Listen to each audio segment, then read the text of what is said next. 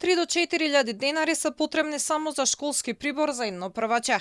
Во оваа сума не влегуваат новите обувки и облека кои по традиција се купуваат за првиот училишен ден.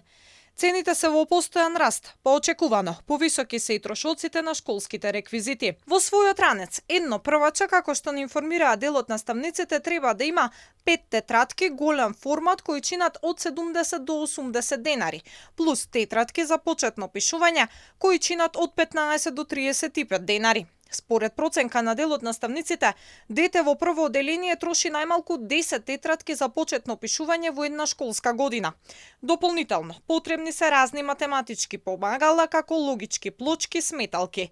Најмногу чини школскиот прибор, кој што децата го користат за предметот ликовно. Доколку сакате да купите, например, ранец кој што е брендиран со цртан лик, чини околу 2000 денари или двојно повеќе од оној што не е. А истото важи и за приборите. Без цртан лик чини 290 денари, а брендираните чинат околу 480 денари. Граѓаните велат дека 1 септември значи повисоки трошоци во семејството. Дел од нив сметаат дека стартот на школската година чини до 10.000 денари. Покрај за школскиот прибор се трошат и повеќе пари за нова облека и обувки. Ја верувам дека по 10.000 нема да биде. Сигурно ќе биде повеќе, а по 10 не. Но сигурно 6.000 денари, затоа што деца као деца сакат хајлинче, сакат ова, сакат кондурчиња. И ќе чини тоа, секојаш чини многу. Најнови информации што ги дадоа, многу повеќе него минатата година, само не знам процентуално тоа колку би било. Иначе многу повеќе.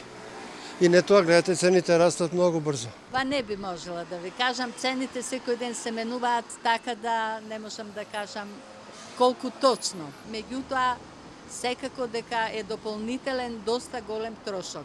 За погорните одделенија сумата е поголема зашто треба поспецифичен прибор, линеари, агломери, шестари, атласи и слично.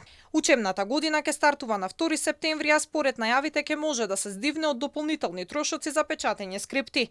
Дистрибуцијата на учебници до училиштата е веќе започната, а според Министерството за образование и наука ќе биде завршена пред понеделник. Како што информираше министерката Јаневска, учебници нема да има само за странски јазици каде законски не може да се прекине тендерот.